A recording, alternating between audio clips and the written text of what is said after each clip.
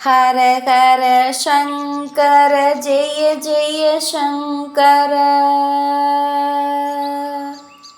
ஓம் ஸ்ரீ மகா பெரியவா சரணம் சரணம்.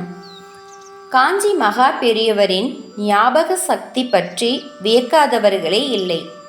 வயது ஆக ஆக ஞாபக சக்தி குறையும் என்பார்கள். ஆனால் சுவாமிகளுக்கு நினைவாற்றல் அதிகம். பல வருடங்களுக்கு முன் சந்தித்தவரையும் பெயர் சொல்லி விசாரிப்பது அவரது இயல்பு.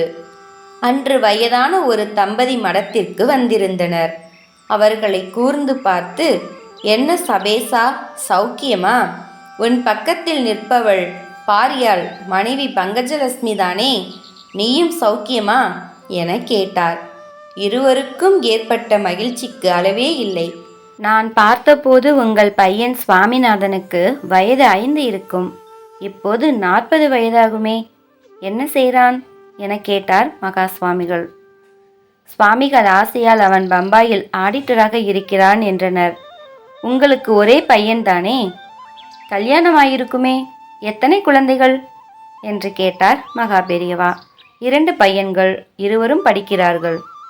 அது சரி, 35 வருடத்துக்கு முன்பு உங்கள் வீட்டில் பிச்சை ஏற்ற போது வாசலில் பெரிய வேப்பமரம் இருந்ததே, இப்போதும் இருக்கா என கேட்டார் மகா பெரியவா.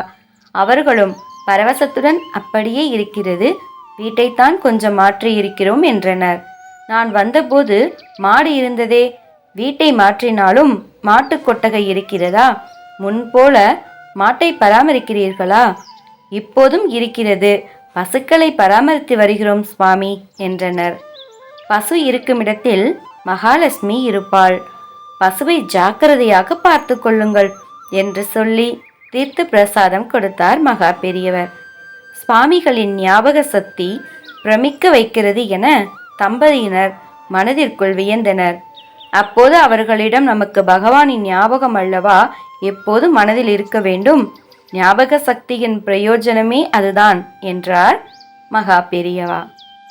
ஹர ஹர சங்கர ஜெய ஜெய சங்கர.